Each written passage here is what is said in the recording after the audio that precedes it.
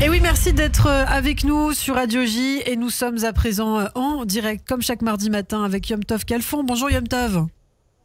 Bonjour Ilana. Merci d'être avec nous. Effectivement, on a commenté alors les élections en Grande-Bretagne, on va commenter les élections en France.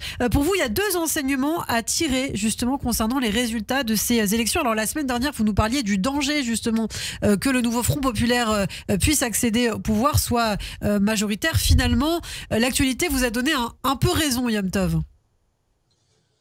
Oui, c'était l'autre scénario que j'avais évoqué, je crois, pour la première fois sur votre antenne et qui, à cette époque-là, mardi dernier, semblait impossible et qui est le scénario d'une majorité, certes relative, mais qui est là pour le nouveau Front populaire et un très très bon résultat de ce parti, de cette union de partis qui, je rappelle, passe de 150 à 200 députés, quasiment 200 députés. C'est une progression majeure qui est presque correspondante à la progression du Rassemblement national en nombre de députés. On ne le dit pas assez. Et on parle de ce nouveau Front populaire. Alors certes, on parle beaucoup de la composante LFI à l'intérieur de ce nouveau Front populaire, qui est la composante ouvertement antisémite et qui fait l'apologie du terrorisme. Mais il faudrait pas non plus relativiser le fait que les autres composantes du nouveau Front populaire, c'est-à-dire le Parti socialiste, les écologistes et les communistes, ne sont pas non plus des grands amis d'Israël. C'est-à-dire que j'entends ici et là des gens qui me disent, certes, le NFP a progressé, mais LFI n'a pas beaucoup progressé. Certes, en nombre de mandats, LFI est resté plutôt stable ou a un petit peu progressé, et ce sont plutôt les socialistes et les écologistes qui ont progressé. Je tiens juste à rappeler que les écologistes, par exemple, Marine Tondelier, elle avait invité Medine, le rappeur antisémite, aux universités d'été, et malgré la polémique, rappelez-vous l'été dernier que cela avait provoqué, Marine Tondelier, donc qui est aujourd'hui sur tous les plateaux et probablement candidate au poste de Premier ministre, n'a pas voulu écouter la polémique de l'époque et a accepté, a continué à se buter à vouloir avoir Medine, ce rappeur antisémite, à ses côtés. Olivier Faure du Parti socialiste n'est pas non plus un grand ami d'Israël.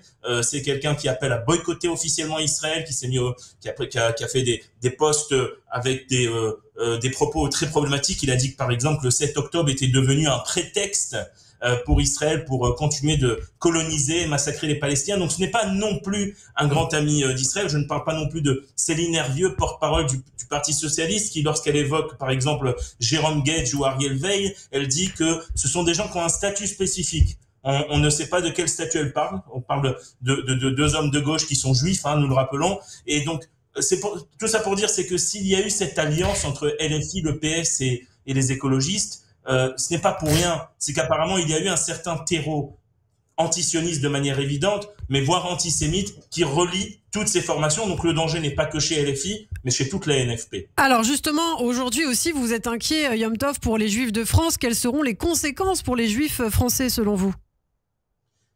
Je suis évidemment inquiet pour nos frères et sœurs juifs de France du résultat de ces élections, parce qu'en réalité, les Juifs de France, par exemple, la communauté juive parisienne, dans une ville comme Paris, où le nouveau Front populaire a fait des scores très très élevés, les gens juifs en France vivent aux côtés de gens qui ont voté, encore une fois, pour des partis ouvertement antisémites ou antisionistes.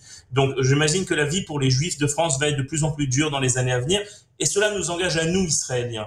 Car évidemment, l'option de l'Alia va être sur la table et de nombreux Juifs de France vont se tourner probablement plus nombreux vers Israël. Alors il y a un ancien ministre israélien, Victor Lieberman, qui hier a fait un discours et qui a appelé les Juifs de France à venir en Israël. Je lui ai immédiatement répondu sur les réseaux sociaux que c'est bien beau d'appeler et de faire des déclarations, mais il faut aussi des actes. Moi, quand j'étais à la Knesset pendant 1 an et demi, j'étais un peu seul à défendre les projets pour faciliter l'intégration des Juifs de France, à me battre pour obtenir des budgets pour l'Alia des Juifs de France. J'ai débloqué à l'époque 30 millions de shekels pour un projet qui est en cours en ce moment pour faire venir les jeunes, pour faire venir les professions libérales, pour pousser à l'installation, notamment à Jérusalem.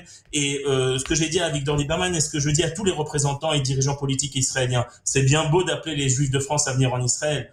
Les déclarations, c'est bien, mais il faut des actes. Et les actes, cela veut dire moins de bureaucratie, plus de reconnaissance de diplôme, plus de budget, des aides au logement notamment, car c'est comme cela qu'on pourra faire venir vraiment les Juifs de France et les aider à s'installer et réussir leur alliance en Israël. Donc c'est pour ça que moi je ne suis pas du genre à appeler les gens à venir sans qu'il y ait des actes à côté, et je pense que c'est au lendemain de ce triste résultat de ces élections françaises, nous devons, nous ici en Israël, travailler pour mieux faciliter l'intégration des Juifs de France et du monde entier.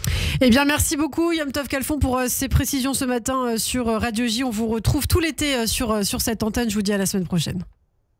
Merci. Radio J, le 6-9.